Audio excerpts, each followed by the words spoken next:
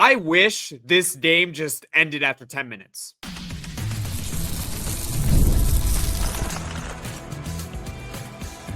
You are Locked On Syracuse, your daily podcast on the Syracuse Orange. Part of the Locked On Podcast Network, your team every day.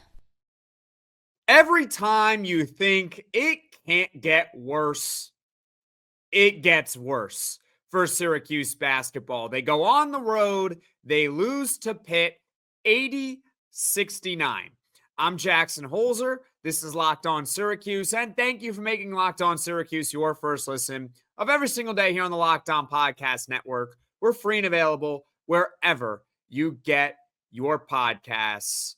This is a post-game reaction podcast after the Orange blew a 16-point lead to the Pitt Panthers. 16 points in the first half. My goodness. We're going to talk about how much of a missed opportunity this was for Syracuse. The fact that the Orange got a good Chris Bell game and still managed to lose by double digits. And first, we're going to talk about the start of this game and then the fact that Syracuse completely collapsed. So the Orange came into this one as a double-digit underdog. This was what I would like to call a scheduled loss. We kind of had a feeling that Syracuse was going to lose this game. They were not going to beat Pitt on the road. They're not a good team. Pitt is fighting to make the NCAA tournament. So I am not shocked at the result of this game, and nor should you. Really, it's the way we got here. Because Syracuse basketball had maybe its best start of the season. It really reminded me of the Cal game. The Orange led 22-6. That is a 16-point lead with 10:54 left in the first half. At this point in the game, the Pitt crowd is literally, you could hear it on the telecast, they are booing their team off the floor after their coach calls a timeout. It was shocking. And you got to think of it from a Pitt perspective. They're fighting to get into the NCAA tournament. No. Not the ACC tournament like Syracuse is fighting to get into. The NCAA tournament. You know, the tournament that really matters. The tournament where you can actually win a national title. Yeah, Pitt is trying to fight their way into that NCAA tournament. And if they lose to Syracuse on their home floor, it would be a quad 3 loss for them.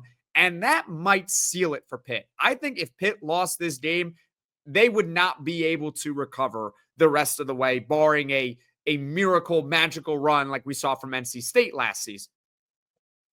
Syracuse created 4 turnovers in the first 4 minutes. Why do I bring that up, you asked? The reason why I bring that up is because Pitt as a team only committed 3 turnovers the last time that Syracuse and Pitt met back in late January.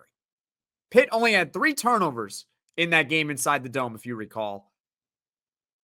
But they had 4 in the first 4 minutes. Syracuse basketball was ferocious on defense. They were making their shots on offense, and then they just completely collapsed. I'll talk about the first half for you all because the Orange played well, but by the end of the half, I knew, and I think many of you probably knew this as well deep down, that Pitt was going to come back in this game and probably win. And here's why. Let me give you some numbers, and then I will give you the score at the end of the first half, okay? Syracuse basketball as a team in the first half went 9 of 16 from the three-point line. That is over 50%. They were making their threes. Chris Bell had 14 points, 4 made threes. The Orange were controlling the rebounds. They were up 23-15 on the glass, and Syracuse was only up by 7. They were only up by 7 at the break. It was 41-34. I thought maybe the biggest play of the game, certainly the biggest play of the half, was a 5-point swing to close it. At the end of the first half, Peter Mastervish, who had a terrific first half, battling on the offensive glass, gets another offensive rebound with a few seconds left, okay? He kicks it out to the left wing to a wide open Chris Bell, who again was making his shot in the first half and throughout this game. But he has an open look, and he misses it. It's going to happen. I'm not necessarily putting a ton of blame on Chris Bell. You're not going to make 100% of the shots, right? You know that saying, you miss 100% of the shots you don't take? Well, of the shots that you do take, you're not going to make 100% of them, even if they're wide open. So Chris Bell, he misses a wide open left wing three. That three would have put Syracuse up by 12 points with seconds remaining in the first half. 12-point lead, you're feeling pretty good, right? Okay, but he misses. Worst case, Syracuse basketball, they go up only 9. Not so fast, because Jaland Lowe sprints down the floor, creates some space, and hits a jump shot for Pitt. And now they're only down 7 at the end of the break. A 5-point swing in the blink of an eye that I think completely turned this game around. And when you play that well as a team, I'm talking about Syracuse here, in the first half, where it seems like everything is going your way, and you're only up 7, you're going to lose.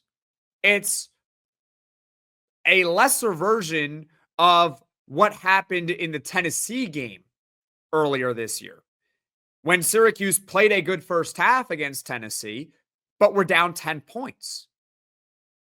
And you knew that coming out of the half, that Pitt or that Tennessee was going to be a lot better than what they had showed in the first half. And Tennessee just mopped Syracuse in the second half. It wasn't even close. Like, you knew it was over, right?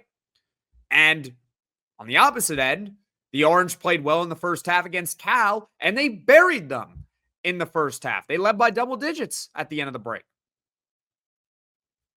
You can't only be leading by 7 points when you play a really good game. And then the second half, they just collapsed. The whole team completely collapsed. Pitt takes their first lead, 58-56 with 9:28 to go, and they just never gave it up. In fact, Syracuse basketball in this game, after leading by 16 points, 22-6, they still managed to lose by double digits. How? Syracuse lost by 11. They were at one point leading by 16. You want to do the math? That means they were outscored by 27 points in the final 30 minutes of this game. Is there really anything that Syracuse does well? Aside from rebounding, I guess, they do that well. But even then, in the second half, the boards even weren't going their way. Second half, they lost the rebounding battle, 19-11. You're not going to win that way. 3-pointers. Syracuse was 5 of 17 in the second half. Yeah, they reverted back to the mean. As a team, they shot 9 of 28 from the field. I'll do the math for you real quick on that. That's not very good. 32%. Not good. 17 of their 28 shots in the second half were 3-pointers. I get it. They were hot in the first half, but that's not a recipe for success for a Syracuse team that struggles to shoot the basketball normally. And Pitt woke up offensively. They shot 60% as a team in the second half. It was just not fun to watch those final few minutes of this game. Syracuse basketball blows a 16-point lead, 80-69 loss to Pitt. I'd love to hear from you in the comment section below. And coming up, we talked about Chris Bell a little bit in that first segment here. We're going to talk about his game and the fact that nobody stepped up. So stick with me here on Locked On Syracuse. This is a message from sponsor Intuit TurboTax. Taxes was dealing with piles of paperwork and frustrating forms, and then waiting and wondering and worrying if you were going to get any money back. Now Taxes is easily uploading your forms to a TurboTax expert who's matched to your unique tax situation, an expert who's backed by the latest technology, which cross-checks millions of data points for 100% accuracy. While they work on your taxes, you get real-time updates on their progress, and you get the most money back guaranteed, all while you go about your day. No stressing, no worrying, no waiting. Now this is Taxes Intuit TurboTax. Get an expert now on TurboTax.com. Only available with TurboTax Live Full Service. Real-time updates only in iOS mobile app. See guarantee details at TurboTax.com/guarantees. I'm Jackson Holzer, and this is Locked On Syracuse. And folks, we're talking about Syracuse basketball's 80-69 loss to the Pitt Panthers. The Orange led by 16 points in the first 10 minutes of this game. Pitt's getting booed off their home floor. They're going to miss the NCAA Tournament, and then lo and behold, they still managed to beat the Orange by double digits. And what's really sad about this game is Syracuse basketball got the good version of Chris Bell. They did. Chris Bell has had a really disappointing season. He has. He's shooting barely above 30% from three, averaging less than 10 points a game coming into this one. Last season, he shot 42% from three, which was second in the conference.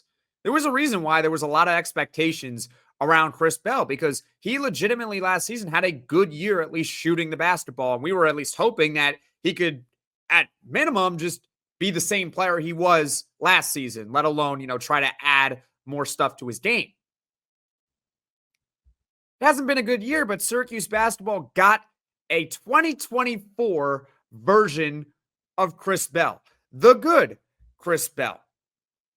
First time this season that Chris Bell had 5 or more threes in a game. To be exact, Chris Bell hit 7 of his 12 three-pointers. 7 made threes at an above 50% clip. That's good. That's 58% for the game. That's what you want from Chris Bell. He scored a season high 23 points. It's just the third time this season that Chris Bell has scored 20 plus points in a game.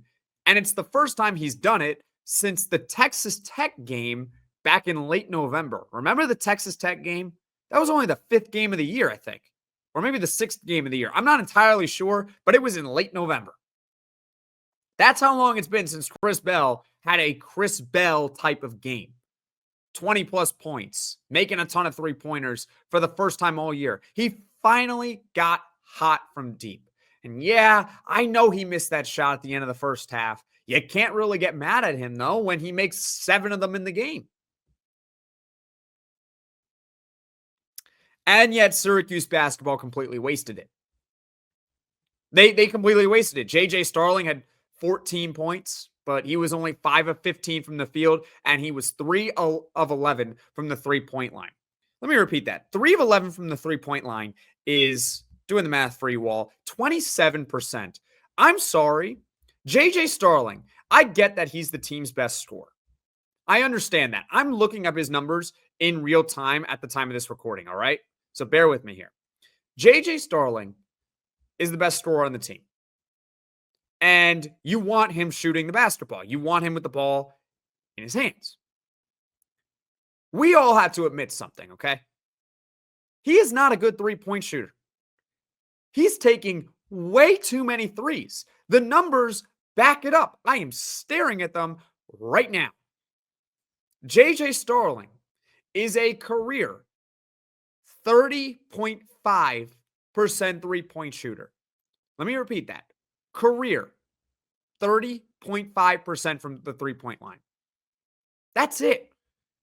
J.J. Starling this season is shooting less than 30% from deep, and it's only going to get worse after tonight. I don't know why he takes so many threes. Somebody has got to get into his ear to stop taking 11 threes in a game. He takes 5.5 of them per game this season. I know it's hard to criticize J.J. Starling because he is the team's best player, but it drives me bananas. He is so good when he's attacking the basket. He is lightning fast. But my goodness, he's taken almost 6 threes a game now. That's not how this team is going to win. And look, if he's hot, he's hot. That's one thing. But when he's not hot, you can't be taking 11 threes in a game. So yeah, J.J. Starling has 14 points, but it was not an efficient 14 points. And outside of that, Eddie Lampkin only had 7 and 6 in 22 minutes. That's it for him. Kyle Cuff doesn't really do much. Jaquan Carlos actually low-key had a pretty decent game. He had 8 points and 6 assists, and he actually was good on defense in the beginning part of the game, but nobody else stepped up outside of Chris Bell, at least on the offensive end.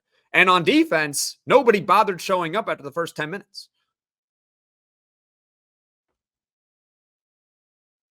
I don't know what to tell you. I'm struggling to come up with more things to say other than the fact that this team just stinks. They stink. The players stink. The coaches stink. There's like 2 players on the roster I actually want back next season. That's it. That's where we're at right now. Sorry. That's just where we're at. Syracuse basketball blows a 16-point lead to Pitt. They lose by 11, so a 27-point turnaround in the final 30 minutes of this game. The final score, to be exact, was 80-69. I'm Jackson Holzer, and this is Locked On Syracuse. And coming up, we'll talk about how much of a missed opportunity this was for Syracuse basketball. So stick with me here on Locked On Syracuse. What a missed opportunity for Syracuse basketball. They lose to Pitt 80-69. Like I told you all at the top of this podcast, I was not expecting Syracuse basketball to win this game. I'm sure many of you all, as fans, were not expecting the Orange to win this game. I'm sure the Pitt fans thought they were going to win this game. But here's the reality. With where we're at in the standings right now in the ACC, Syracuse basketball has 5 conference wins. They have 5. And you look at their schedule, it's kind of funny to say this, but there's maybe 2 games on it where they actually could be favored to win. The NC State game, I believe, on February 26th, and the Virginia game, which is the final game of the regular season. Both are home games against not great ACC teams. But you don't have a lot of margin for error. You don't. And so even though you were supposed to lose this game as a double-digit underdog, when you lead by 16 points, that all changes. That all changes. I don't care who they were playing. I don't care if Duke was the other team. By the way, they would never lead by 16 points to Duke. But when you're up by 16 points in a basketball game and you're 10 minutes in, I get there's a lot of game to go. I understand that. And I think we all knew that Pitt was going to push at some point. Just like when Syracuse had a massive lead on Cal pushed during that game, trying to come back. I get it. And there were moments in the second half where I thought that Syracuse was going to be able to withstand it, where Pitt would make a 3 to get within 2 points, and then Jaquan Carlos somehow would hit a 3, and it's back to 5. And it was the little plays like that where I thought, okay, Syracuse might be able to hang on and win this one. But the bottom line is this. When you're up by 16 points, you got to win that game. You got to find a way. Because had Syracuse held on to a 16-point lead like they should have, they have 6 conference wins, 6 ACC wins. That would have been enough to put them in the conference tournament in all likelihood.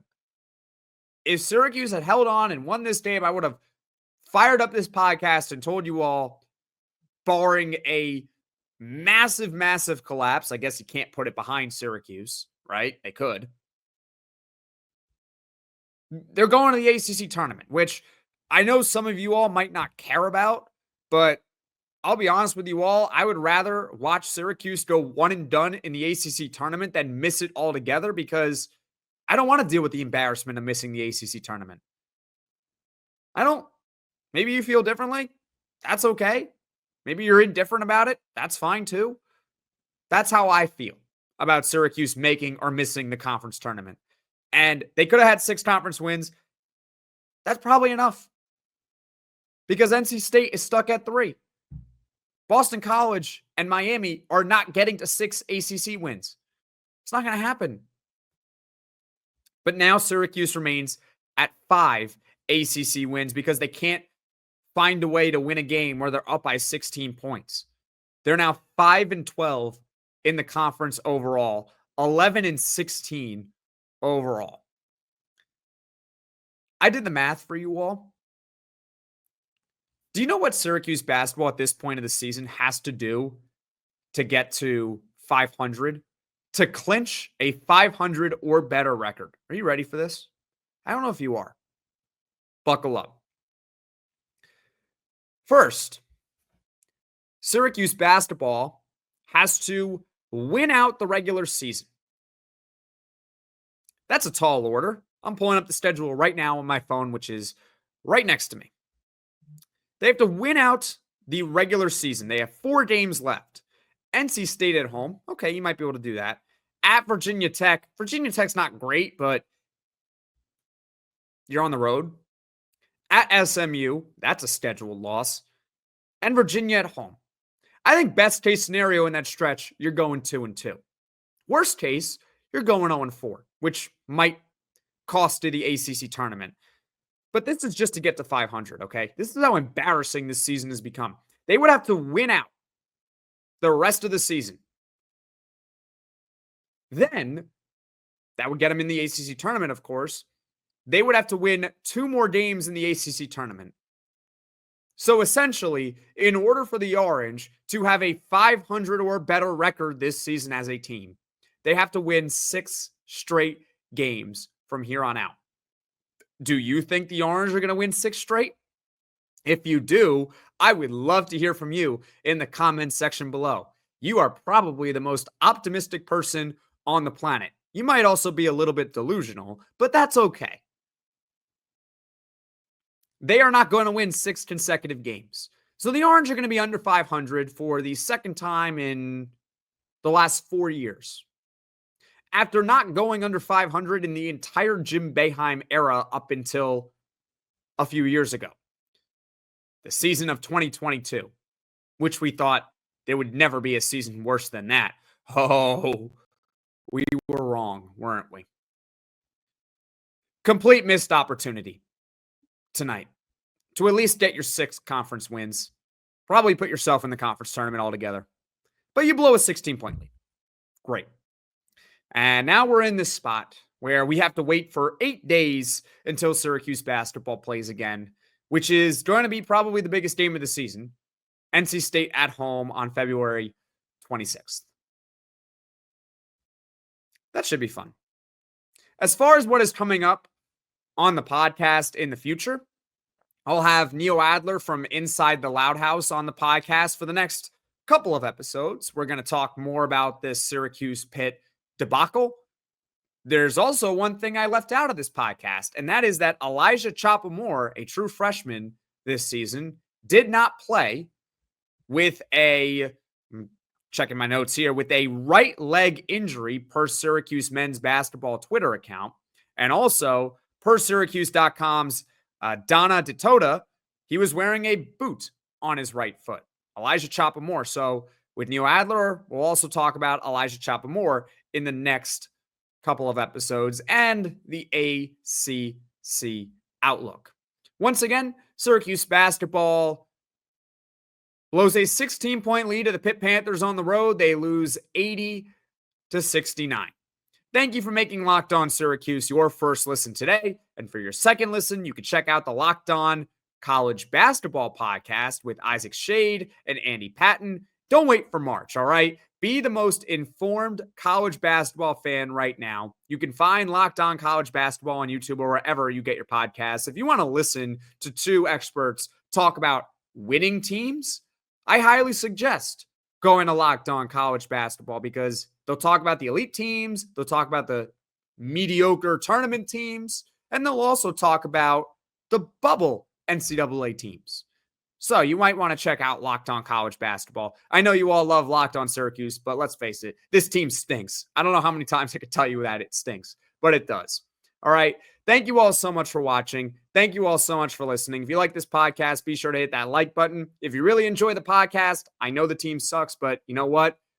I hope you enjoy the podcast regardless. Be sure to hit that subscribe button. And if you could just do me a favor, if you could just tell 1 or 2 of your closest Syracuse friends about the Locked On Syracuse podcast, that would be great because it helps the channel grow and it reaches all Syracuse Orange fans. Neil Adler coming up for the next couple of episodes here on Locked On Syracuse. I will see you all again soon.